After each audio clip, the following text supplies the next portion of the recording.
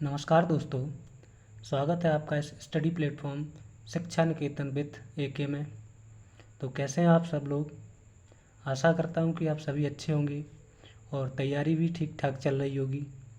मित्रों, आज हम इस वीडियो में हिंदी के कुछ महत्वपूर्ण प्रश्नों को हल करेंगे जो कि आपके आने वाली सभी प्रतियोगी परीक्षाओं के लिए बेहद सहायक साबित होंगी। तो वीडियो के लास्ट तक बने रहिए। चलिए शुरू करते हैं समय न बर्बाद करते हुए आपका। तो हमारा पहला प्रश्न है आज का, संधि कितने प्रकार की होती है।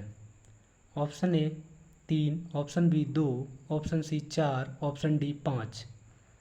बताइए मित्रों, इसका सही उत्तर क्या होगा। इसका सही उत्तर होगा ऑप्शन ए 3। संधि कुल मुख्यतः 3 प्रकार की होती हैं। कौन कौन सी होती हैं। स्वर संधि, व्यंजन संधि और विसर्ग संधि।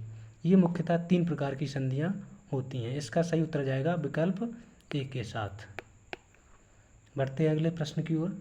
और अगला प्रश्न है हमारा, अस्ताचल में कौन सी संधि होगी। स्वर संधि, दीर्घ संधि, गुण संधि या विसर्ग संधि। बताइए इसका सही उत्तर क्या होगा। इसका सही उत्तर होगा ऑप्शन बी, दीर्घ संधि। दीर्घ संधि। यदि हम इसका विच्छेद करें तो इसका होगा अस्त धन अचल। क्या होगा मित्रों, अस्त प्लस अचल। तो एक तरफ से हमें छोटा आ और दूसरी तरफ से भी हमें छोटा आ मिलेगा, जो कि दोनों आ मिलकर बड़ा आ बनेंगे। और जो बड़ा आ पहचान होती है वो हमारी दीर्घ संधि की पहचान होती है। तो इसका सही उत्तर जाएगा ऑप्शन बी, दीर्घ संधि के साथ। प्रश्न नंबर 3 की तरफ बढ़ते हैं। हमारा अगला प्रश्न है प्रश्न नंबर 3, स्वर संधि कितने प्रकार की होती है। Option A 2, option B 3, option C 4 या ऑप्शन डी 5। बताइए। अब तक तो आंसर आपके दिमाग में क्लिक हो जाना चाहिए था। इसका सही उत्तर है ऑप्शन डी 5। स्वर संधि मुख्यतः 5 प्रकार की होती हैं। आपसे कोई पूछ ले कौन कौन सी, तो है वो दीर्घ संधि, गुण संधि, वृद्धि संधि और यड़ संधि तथा अयादि संधि। कुल 5 प्रकार की होती है। इसका सही विकल्प जाएगा ऑप्शन डी के साथ। बढ़ते अगले प्रश्न की ओर। और अगला प्रश्न है हमारा, यदि रमेश शब्द में गुण संधि है तो प्राप्तीच्छा में संधि होगी। ऑप्शन ए यड़ संधि, ऑप्शन बी अयादि संधि, ऑप्शन सी दीर्घ संधि या ऑप्शन डी वृद्धि संधि। बताइए। इसका सही उत्तर होगा दीर्घ संधि। ऑप्शन सी सही उत्तर जाएगा दीर्घ संधि के साथ। बढ़ते हैं अगले प्रश्न की ओर। और अगला प्रश्न है हमारा प्रश्न संख्या 5, प्रायः उपसर्ग का प्रयोग कहाँ पर होता है। शब्द के आगे, शब्द के पीछे, शब्द के बीच में, ए तथा भी दोनों। अर्थात शब्द के आगे भी और शब्द के पीछे भी। बताइए उपसर्ग का प्रयोग। इसका सही उत्तर जाएगा विकल्प बी के साथ। उपसर्ग का प्रयोग जो है वो शब्द के आगे किया जाता है। बढ़ते हैं अगले प्रश्न की ओर। अगला प्रश्न है, निम्न में से भाववाचक संज्ञा कौन सी है। भाववाचक संज्ञा कौन सी है। शुभ, संकोची, शरीफ या परेशानी। इसका सही उत्तर जाएगा ऑप्शन डी के साथ। ऑप्शन डी के साथ। परेशानी एक भाववाचक संज्ञा है। बाकी शुभ, संकोची और शरीफ ये आपके विशेषण हैं। चलते अगले प्रश्न की ओर। अच्छा, देश की हानि जयचंदों से होती है। जयचंद शब्द में कौन सी संज्ञा होगी। जातिवाचक, व्यक्तिवाचक, भाववाचक, समूहवाचक। बताइए दोस्तों, इसका सही उत्तर क्या जाएगा।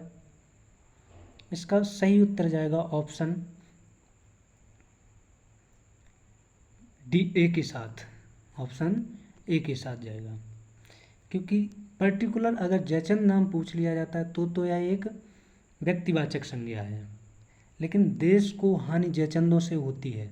जयचंद का अर्थ ऐसे लोग जो देश के प्रति दयालुता की भावना न रखते हुए गद्दारी की भावना रखते हैं, सिंपल भाषा में कहें, और ऐसे लोगों की एक जाति होती है। जयचंद नाम का उन लोगों से तात्पर्य है जो देश के लिए बुरा ही सोचते हैं, तो एक जाति विशेष की तरफ संकेत करता है। तो इसका सही उत्तर जाएगा ऑप्शन ए, जातिवाचक संज्ञा के साथ। बढ़ते हैं अगले प्रश्न की ओर, और अगला प्रश्न है हमारा, निम्न में से पूर्ण भूत का उदाहरण कौन सा है? निम्न में से पूर्ण भूत का उदाहरण कौन सा है? ऑप्शन ए है वह अभी अभी आया है। ऑप्शन बी, सोहन सो चुका था। ऑप्शन सी, उसने कविता पढ़ी होगी। ऑप्शन डी, बालक सो रहा था। बताइए इसका सही उत्तर क्या होगा। चलिए एक एक ऑप्शन का देखते हैं। वह अभी अभी आया है, जहाँ पर मित्रों क्रिया तुरंत ही पूरी हुई हो वहाँ पर आसन्न भूतकाल होगा। कौन सा होता है? आसन्न भूतकाल होता है। तो ये तो हमारा उत्तर नहीं होगा। दूसरा ऑप्शन है हमारा, सोहन सो चुका था। तो जहाँ पर क्रिया पूर्ण हो जाती है या पूरी हो चुकी होती है वहाँ पर पूर्ण भूतकाल होगा। उसने कविता पढ़ी होगी, पढ़ी होगी, इससे समझ में आता है कि ये संदिग्ध में है वाक्य, तो इसमें आपका संदिग्ध भूतकाल रहेगा। बालक सो रहा था, बालक सो रहा था, तो अभी भी बालक सो रहा था, इसका मतलब है अर्थात अभी क्रिया पूर्ण नहीं हुई है, तो यह अपूर्ण भूतकाल का उदाहरण रहेगा। इसका सही उत्तर जाएगा ऑप्शन बी के साथ, सोहन सो चुका था, यानी कि क्रिया पूर्ण हो चुकी थी। पढ़ते हैं अगले प्रश्न की ओर, और अगला प्रश्न है हमारा, निम्न में से पुल्लिंग शब्द समूह का चयन कीजिए। पुल्लिंग शब्द समूह का चयन कीजिए। ऑप्शन ए, दशा, लता, भाषा। ऑप्शन बी, संतान, जलन, लिखावट। ऑप्शन सी, चौड़ा, पानी, दही। ऑप्शन डी, कोयल, छाछ, सवारी। बताइए मित्रों इसका सही उत्तर क्या होगा। देखते हैं। दशा, लता, भाषा, ये सभी स्त्रीलिंग हैं। संतान, जलन, लिखावट, ये भी सभी स्त्रीलिंग हैं। चौड़ा, पानी, दही, ये पुल्लिंग हैं। तो हमारा सही उत्तर जाएगा ऑप्शन सी के साथ। हमें पुल्लिंग शब्द समूह को खोजना था, तो इसका सही उत्तर है ऑप्शन सी। बाकी कोयल, छाछ, सवारी, ये भी आपके सारे स्त्रीलिंग शब्द हैं।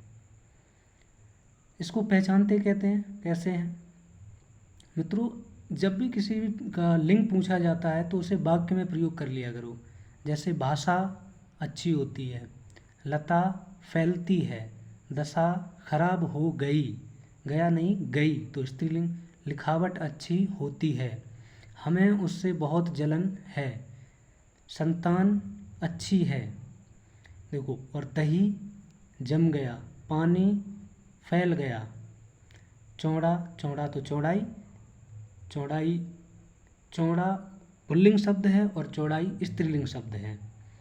कोयल बोल रही है, छाछ पी जा चुकी है, सवारी की जाती है, तो ये सारे स्त्रीलिंग हैं। तो हमारा इसका सही उत्तर जाएगा विकल्प सी के साथ। बढ़ते हैं अगले प्रश्न की ओर, और अगला प्रश्न है हमारा प्रश्न नंबर 10, नारी शब्द का बहुवचन रूप क्या होगा। ऑप्शन ए, देख लीजिए आप, नारियां, नारियां, नारियों या नारियों। बताइए मित्रों इसका सही उत्तर। इसका सही उत्तर जाएगा ऑप्शन बी के साथ। क्या? ऑप्शन बी के साथ। बढ़ते अगले प्रश्न की ओर, और अगला प्रश्न है हमारा प्रश्न नंबर संख्या 10, हिंदी में कारकों की संख्या होती है। हिंदी में कारकों की संख्या कितनी होती है। Option A 8, option 6, B 6, option C 4, option D 10। बताइए इसका ऑप्शन क्या होगा सही। इसका सही ऑप्शन होगा ऑप्शन ए, हिंदी में कारकों की संख्या कुल 8 होती है। कौन कौन सी?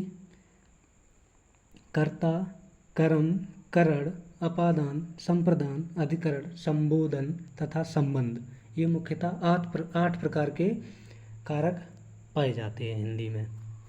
बढ़ते हैं अगले प्रश्न की ओर। और अगला प्रश्न है हमारा प्रश्न संख्या 12। किस समास के दोनों पदों में विशेष्य तथा विशेषण का संबंध पाया जाता है? ऑप्शन ए अव्ययीभाव समास, ऑप्शन बी तत्पुरुष समास, ऑप्शन सी बहुब्रीहि समास, ऑप्शन डी कर्मधारय समास। दोनों पदों में विशेष्य तथा विशेषण का संबंध, यानी कि एक शब्द विशेषण होगा तथा दूसरा शब्द या दूसरा पद विशेष्य होगा। बताइए किसमें होता है? इसका सही उत्तर जाएगा विकल्प डी के साथ, कर्मधारय समास में। जैसे मित्रों इसमें होता क्या है कि दो पद होते हैं, तो इसमें एक पद दूसरे पद की विशेषता बताता है। जैसे काली मिर्च, उदाहरण के रूप पर काली मिर्च।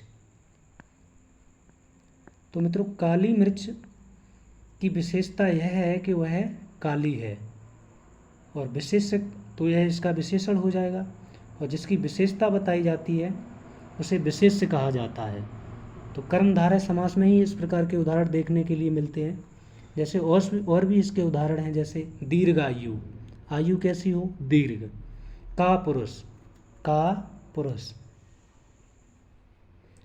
अगला उदाहरण है जैसे हमारा का पुरुष, इसका मतलब होता है कायर पुरुष।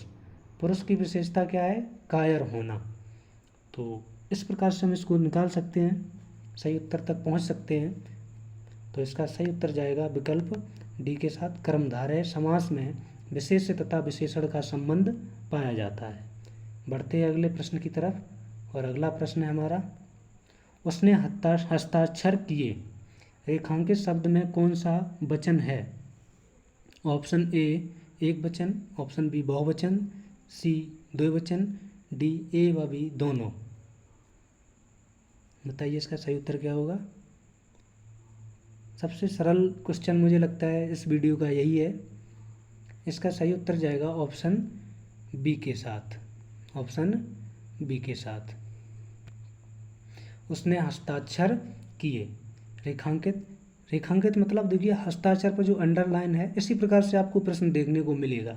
रेखांकित शब्द में कौन सा लिंग है, कौन सा वचन है, तो आपको पहले ही इस चीज़ के बारे में अवेयर होना चाहिए आप लोगों को। तो इसका सही उत्तर जाएगा बहुवचन के साथ। हस्ताक्षर सदैव बहुवचन रूप में ही प्रयोग होता है। कुछ शब्द ऐसे होते हैं जो कि हमेशा बहुवचन में ही प्रयोग किए जाते हैं, जैसे प्राण, आंसू, दाम, दर्शन, नेत्र, होश, वस्त्र। इस प्रकार के शब्द सदैव ही बहुवचन के रूप में प्रयोग किए जाते हैं। तो इसका सही उत्तर होगा विकल्प बी बहुवचन। बढ़ते हैं अगले प्रश्न की ओर। और अगला प्रश्न है,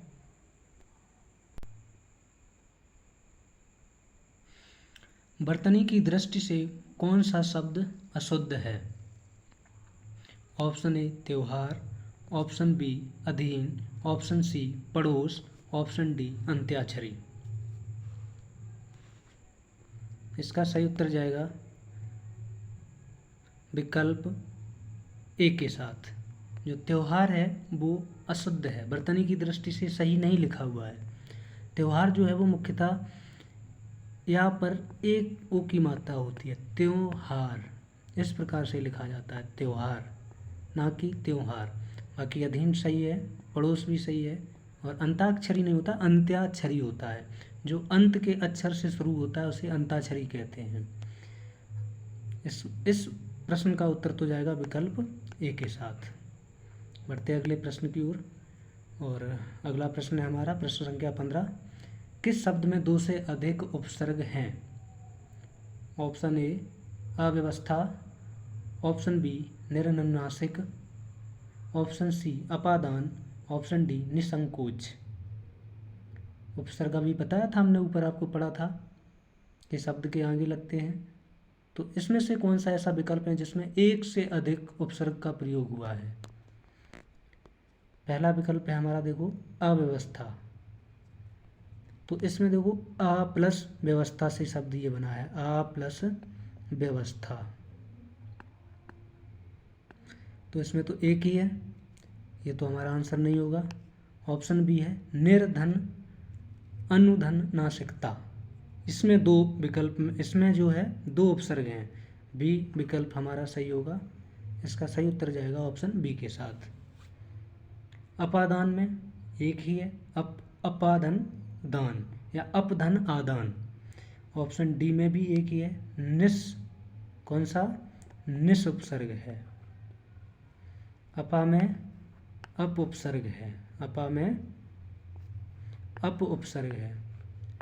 निर में निर प्लस अनु दो उपसर्ग हैं, निर और अनु दो उपसर्ग हैं। नासिकता इसका मूल शब्द रह जाएगा। बढ़ते हैं अगले प्रश्न की ओर। अगला प्रश्न है, निम्न में से अग्नि का पर्यायवाची नहीं है। निम्न में से अग्नि का पर्यायवाची नहीं है। ऑप्शन ए अनल, ऑप्शन बी अनिल, ऑप्शन सी पावक, ऑप्शन डी दहन। बताइए इसका सही उत्तर क्या होगा। इसका सही उत्तर जाएगा ऑप्शन बी के साथ, अनिल। अनिल जो है अग्नि का पर्यायवाची नहीं है, यह वायु का पर्यायवाची है, हवा का पर्यायवाची है। किसका है, वायु का। इस प्रश्न का उत्तर जाएगा विकल्प बी के साथ, सही। बढ़ते अगले प्रश्न की ओर। और अगला प्रश्न है हमारा, स्वागत शब्द में कौन सा उपसर्ग है। स्वागत शब्द में कौन सा उपसर्ग है। स्वा, स, सु, स्वा। स्वागत। बताइए मित्रों इसका सही उत्तर क्या होगा। इसका सही उत्तर जाएगा ऑप्शन सी के साथ। स्वागत शब्द में सु उपसर्ग लगा हुआ है। कौन सा, सु। सु प्लस आगत शब्द बनता है, सु प्लस आगत मिलकर बन जाता है ये स्वागत। इस प्रश्न का सही उत्तर जाएगा विकल्प सी के साथ। बढ़ते हैं अगले प्रश्न की ओर। अगला प्रश्न है हमारा प्रश्न संख्या 18, उत्तम पुरुष बहुवचन संबंध कारक है। मैं, मेरा, हमारा, तुम्हारा। बताइए मित्रों इसका सही उत्तर क्या होगा। इसका सही उत्तर जाएगा विकल्प सी के साथ। हमारा शब्द में उत्तम पुरुष बहुवचन संबंध कारक है। कौन सा, वैसे उत्तम पुरुष मैं भी है, मेरा भी है, मध्य और तुम्हारा मध्यम पुरुष के अंतर्गत जाएगा। लेकिन हमारा जो है ये उत्तम पुरुष तो है ही है, लेकिन ये सदैव बहुवचन में भी प्रयोग होता है। हमारा मतलब हम बहुत सारे व्यक्ति हैं, तो इसका सही उत्तर जाएगा विकल्प सी के साथ। बढ़ते अगले प्रश्न की ओर। और अगला प्रश्न है हमारा, विलोम शब्द की दृष्टि से कौन सा युग्म गलत है। विलोम शब्द की दृष्टि से कौन सा शब्द युग्म गलत है। ऑप्शन ए ऊसर बंजर, ऑप्शन बी अथ इति, ऑप्शन सी अपेक्षा उपेक्षा, ऑप्शन डी उत्तम अधम। बताइए मित्रों इसका सही उत्तर क्या होगा। इसका सही उत्तर जाएगा विकल्प ए के साथ। विलोम की दृष्टि से यही विकल्प गलत है। ऊसर और बंजर एक दूसरे के पर्याय हैं, ना कि विलोम है। ऊसर का भी मतलब वही ऊसर ही होता है और बंजर का मतलब भी ऊसर होता है। ऐसी भूमि जिस पर फसल को अच्छी भली भांति न उगाया जा सके उस मृदा को ऊसर भूमि कहते हैं। और अथ का विलोम इति होता है, राइट है ये, मतलब ये भी हमारा उत्तर नहीं होगा। अपेक्षा का उपेक्षा होता है, ये भी हमारा उत्तर नहीं होगा। उत्तम का अधम होता है, हमें गलत पूछा है, ये सही है बाकी, लेकिन ये गलत रहेंगे, तो इसका सही उत्तर जाएगा ऑप्शन ए के साथ। बढ़ते अगले प्रश्न की ओर। और अगला प्रश्न है हमारा, जो दूसरों नहीं मित्रों ये टाइपिंग में गलत हो गया है। जो दूसरों में केवल दोष ही खोजता हो के लिए एक शब्द क्या होगा। बताइए मित्रों। ऑप्शन ए छिद्रान्वेषी, ऑप्शन बी समीक्षक, ऑप्शन सी आलोचक, ऑप्शन डी निंदक। इसका सही उत्तर जाएगा ऑप्शन ए के साथ, छिद्रान्वेषी। जो दूसरों में केवल दोष ही खोजता है उसके लिए एक वचन होगा, एक शब्द होगा छिद्रान्वेषी। बढ़ते अगले प्रश्न की ओर। और अगला प्रश्न हमारा,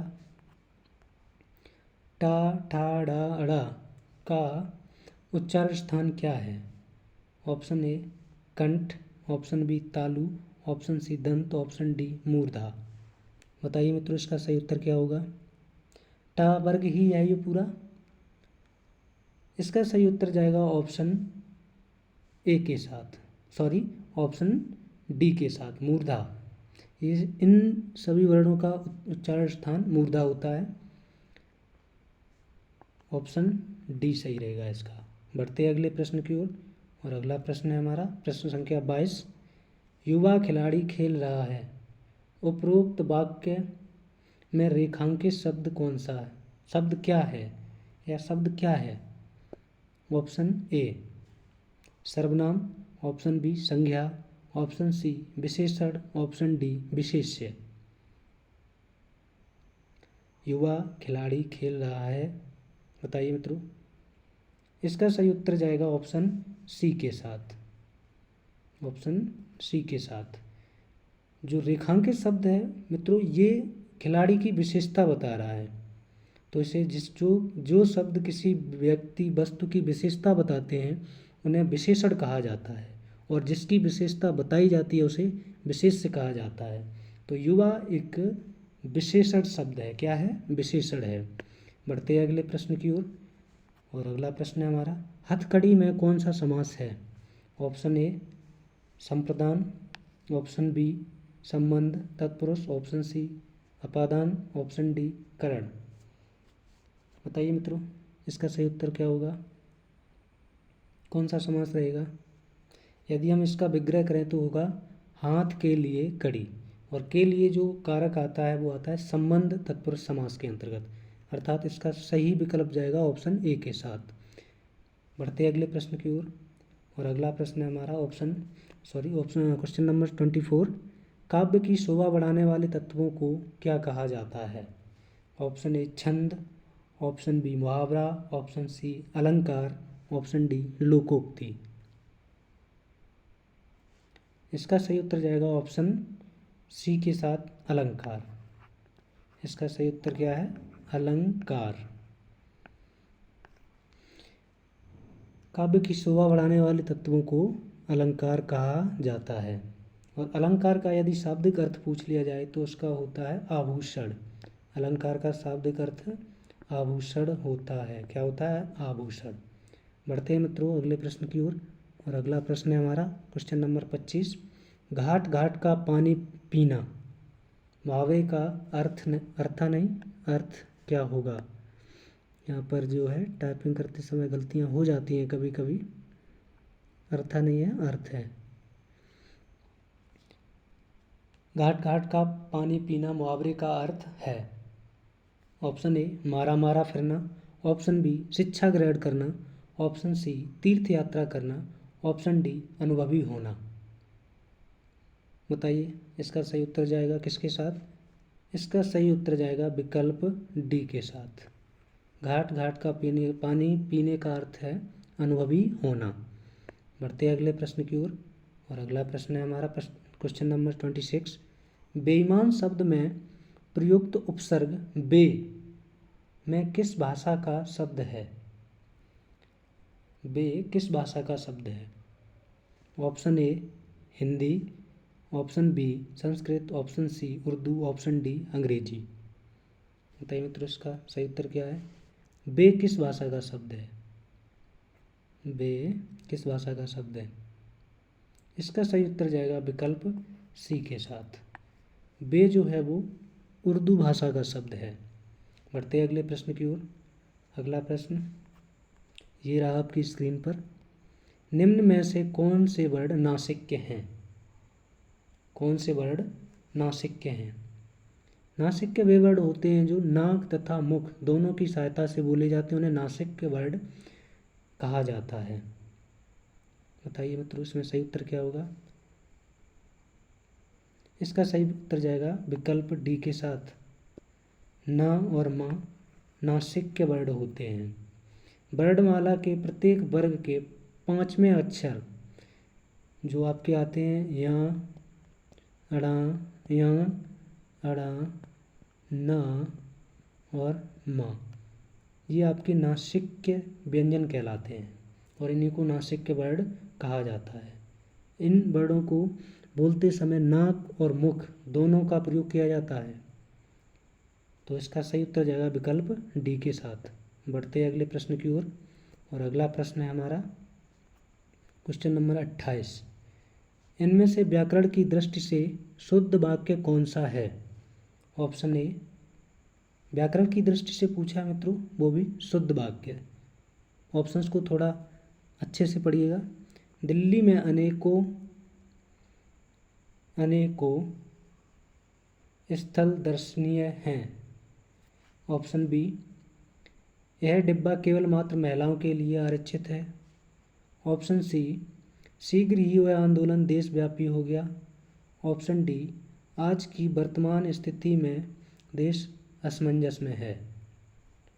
बताइए मित्रों इसका सही उत्तर क्या होगा? इसका उत्तर जरा सोच समझ के दीजिएगा।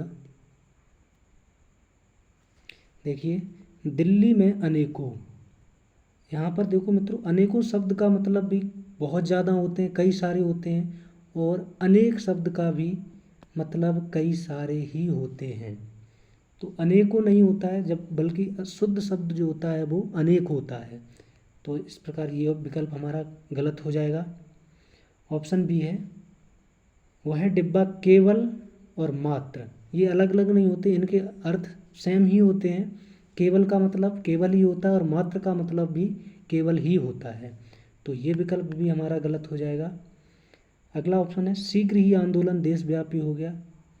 आगे भी देख लेते हैं। आज की वर्तमान स्थिति में देश असमंजस में है।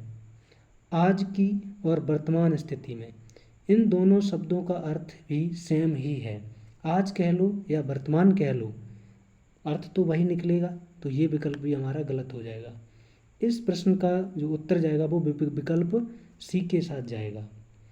शीघ्र ही वह आंदोलन देशव्यापी हो गया। बढ़ते अगले प्रश्न की ओर।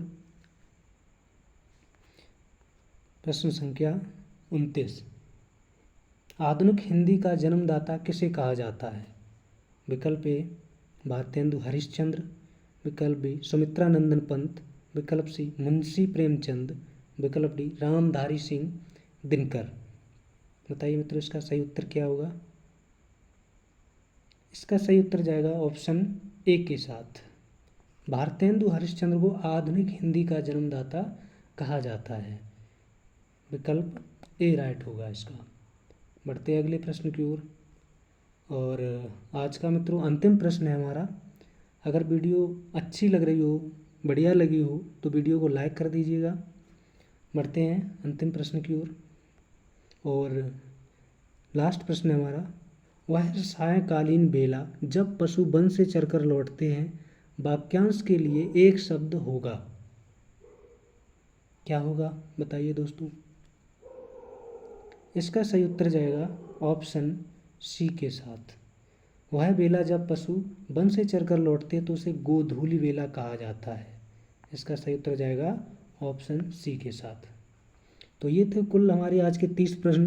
बताइए मित्रों, वीडियो अगर अच्छी लगी हो तो वीडियो को लाइक कर लें और चैनल पर नए हो तो चैनल को सब्सक्राइब कर लें और साथ ही बेल आइकन को भी दबा दें, ताकि आज से आने वाली जो भी नई वीडियो है उनका नोटिफिकेशन आपको आसानी से मिल जाए। तो वीडियो अच्छी लगी होगी। मिलते हैं अगले वीडियो में, तब तक के लिए नमस्कार, जय हिंद, वंदे मातरम, धन्यवाद।